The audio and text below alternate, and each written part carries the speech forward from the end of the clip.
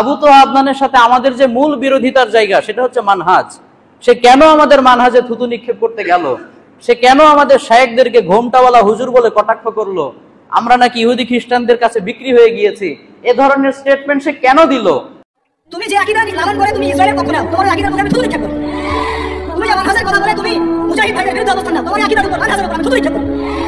আমাদের সমাজে খারেজি খোঁজার কিছু মেশিন আছে, ফ্যাক্টরি, ওদেরকে ডলার দিয়ে কেনা হয়েছে, খোলামেলা বলে দিলেন। আর এই ঘোমটাওয়ালাগুলোকে অনেকে খুব তলা করে মাথায় তোলেন, ইমানদার আর মুনাফিক চেনার চেষ্টা করবেন। আমাদের কথা হবে এগুলো নিয়ে।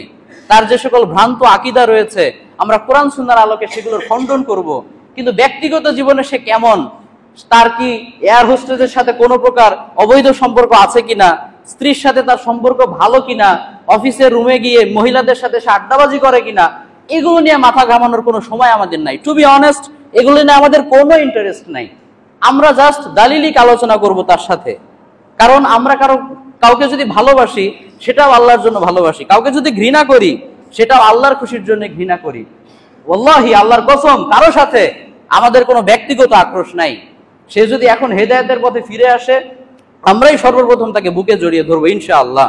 সে যদি এখন হেদায়েতের পথে ফিরে আসে সেই হবে আমাদের এক অমূল্য রতন। কারণ লক্ষ লক্ষ মানুষ যেহেতু তার কথা শোনে, লক্ষ লক্ষ মানুষ যেহেতু তাকে ফলো করে, সে যদি এখন আবার হেদায়েতের পথে ফিরে আসে তার মাধ্যমে ইসলামের প্রচারটা আরো বেশি দ্রুত হবে ইনশাআল্লাহ। এজন্য আজকের এই পবিত্র খুতবায় আমরা সবাই তার হেদায়েতের জন্য দোয়া করি, আল্লাহ তাআলা যেন তাকে পরিপূর্ণ হেদায়েত দান করেন, আমরা পড়ি আমিন।